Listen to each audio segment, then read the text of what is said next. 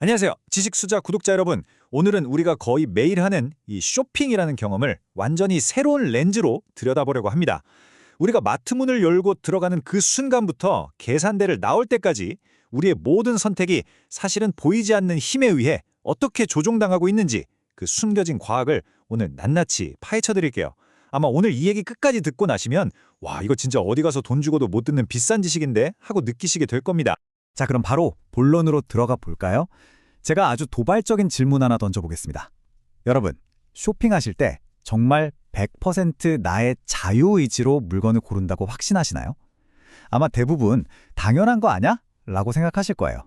하지만 만약 여러분의 그 선택이 사실은 매장이 아주 정교하게 설계해 놓은 각본에 따라 움직이고 있는 거라면 어떠시겠어요? 그 거대한 각본의 첫 번째 주연 배우가 뭔지 아세요? 바로 이겁니다. 우리가 매장에 들어서자마자 정말 아무 생각 없이 손부터 뻗어서 잡는 것. 네, 바로 쇼핑카트죠. 에이, 카트가 뭐 그리 대단하다고 이렇게 생각하실 수도 있는데 천만에요. 사실 이 카트야말로 우리의 무의식적인 쇼핑을 유도하는 가장 오래되고 또 가장 강력한 도구 중 하나입니다. 정말 놀라운 사실 하나 알려드릴까요?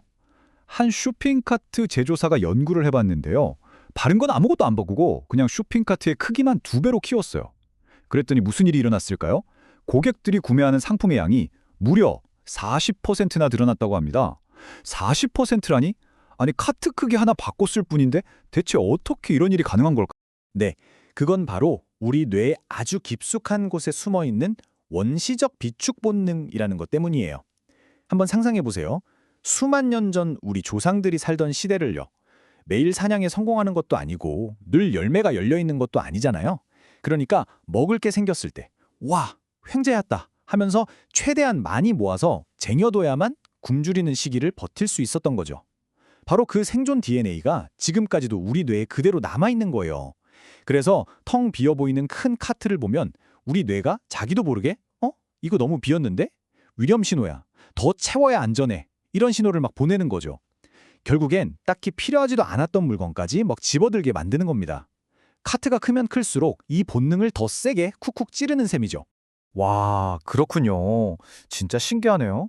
근데 이 카트에 대해서 떠드는 소문들도 꽤 있잖아요. 예를 들면 마트에서 일부러 카트를 무겁게 만들어서 우리를 천천히 걷게 만든다는 그런 소문이요. 맞아요. 그런 얘기 진짜 많죠. 근데 그건 사실이 아니에요. 카트 제조사들 말로는 과거에 스틸 소재를 썼던 건 그냥 플라스틱 금형을 뜨는 것보다 비용이 저렴했기 때문이래요. 의도적으로 무겁게 만든 게 아니라는 거죠. 매출을 늘리려고 매년 카트 크기를 키운다는 것도 사실 좀 과장된 얘기고요. 생각해보세요. 그 많은 카트를 매년 교체하는 건 비용 때문에 현실적으로 불가능하죠. 다만 시대가 바뀌면서 대량 구매 문화가 생기니까 거기에 맞춰서 카트 크기가 점점 커져온 것은 맞습니다. 자, 카트처럼 눈에 딱 보이는 도구에 대해 알아봤으니 이제부터는 훨씬 더 미묘하고 우리가 전혀 감지하기 어려운 영역으로 들어가 보겠습니다. 바로 우리가 딛고 서 있는 바닥입니다. 발끝에서 시작되는 유혹이라니 이게 대체 무슨 소리일까요? 에이, 설마요. 바닥 밟는 느낌이랑 내가 저 물건을 어떻게 생각하는 거랑 무슨 상관이야? 아마 이렇게 생각하실 거예요. 저도 그랬거든요. 그런데 미네소타 대학교에서 바로 이 황당해 보이는 질문에 대한 답을 찾으려고 연구를 진행했습니다. 그리고 그 결과는 와, 정말 충격적이었습니다. 연구는 아주 간단했습니다. 참가자들을 두 그룹으로 나눴어요. 한 그룹은 아주 푹신푹신한 카펫 위에 서게 하고 다른 그룹은 차갑고 딱딱한 타일 바닥 위에 서게 했죠. 그리고는 지금 화면에 보이는 이 꽃병을 평가하게 했습니다. 과연 이 발바닥의 느낌이 꽃병에 대한 평가에 어떤 영향을 미쳤을까요? 이 놀라운 현상을 이해하려면 먼저 맥락 효과라는 개념을 알아야 해요. 어려운 말 같지만 아주 간단합니다. 우리가 어떤 대상을 평가할 때 그 대상 자체만 보는 게 아니라 그 주변 환경, 즉 맥락에 엄청나게 영향을 받는다는 이론이에요. 예를 들어 볼까요? 똑같은 사람인데 아주 시끄러운 클럽 파티에서 만났을 때랑 되게 조용하고 분위기 있는 북콘서트에서 만났을 때랑 그 사람에 대한 첫인상이 완전히 다를 수 있잖아요. 그게 바로 맥락 효과입니다. 우리 뇌가 바보같이 발바닥을 통해 느껴지는 편안하다 혹은 딱딱해서 불편하다 같은 신체 감각을 엉뚱하게도 눈앞의 상품에 대한 느낌으로 착각해버리는 거죠. 자, 이제부터가 진짜 하이라이트입니다. 이 연구에 정말 소름 돋는 지점은 뭐냐면 거리에 따라 효과가 180도 정반대로 나타났다는 거예요. 먼저 꽃병을 좀 멀리서 보게 했을 땐 동화 효과가 나타났습니다. 말 그대로 같아지는 거죠.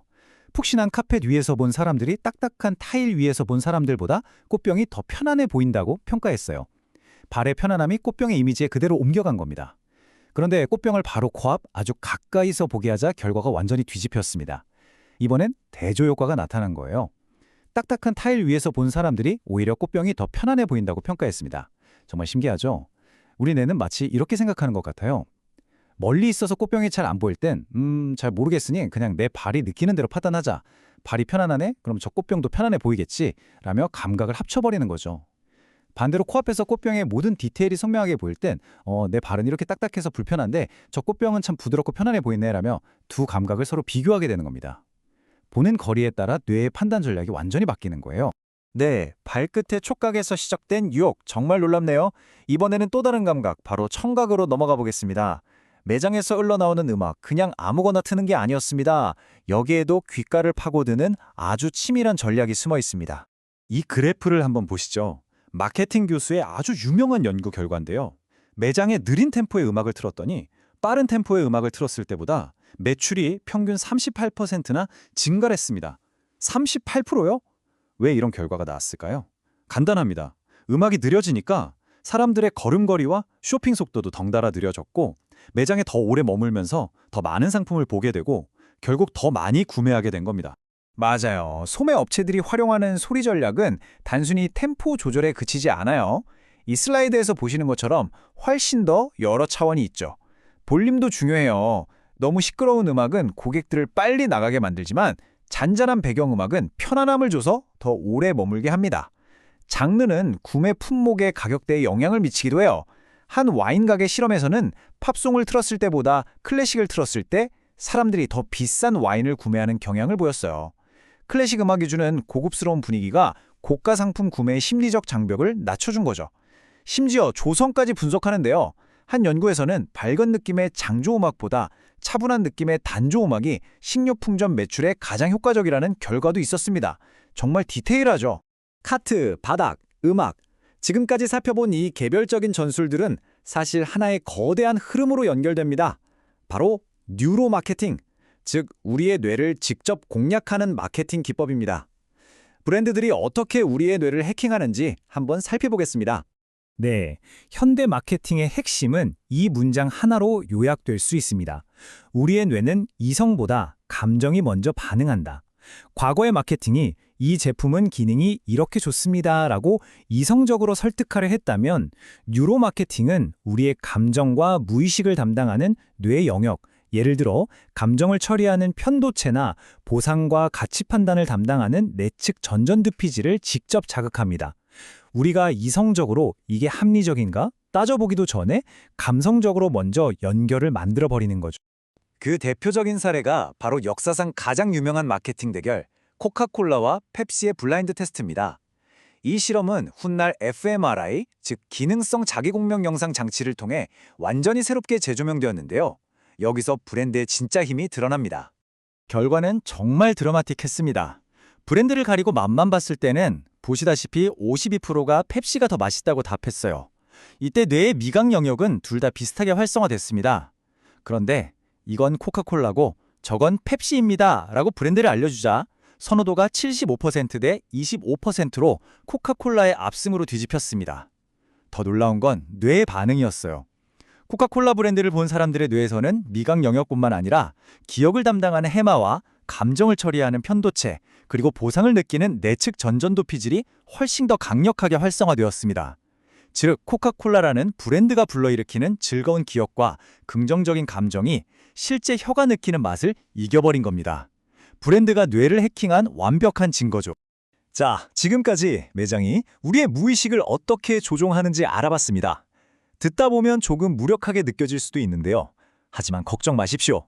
이런 보이지 않는 힘에 맞서 우리의 지갑과 선택권을 지킬 수 있는 아주 간단하면서도 강력한 방법이 있습니다. 저희는 이것을 금수저 마인드셋 1단계라고 부릅니다. 금수저 마인드셋 1단계는 바로 의식적으로 질문하기입니다. 매장에 들어서는 순간부터 스스로에게 계속 질문을 던지는 겁니다. 어라? 이 카트는 왜 이렇게 크지? 오늘따라 음악이 왜 이렇게 느리게 들리지? 이 코너는 조명이 왜 유독 밝을까?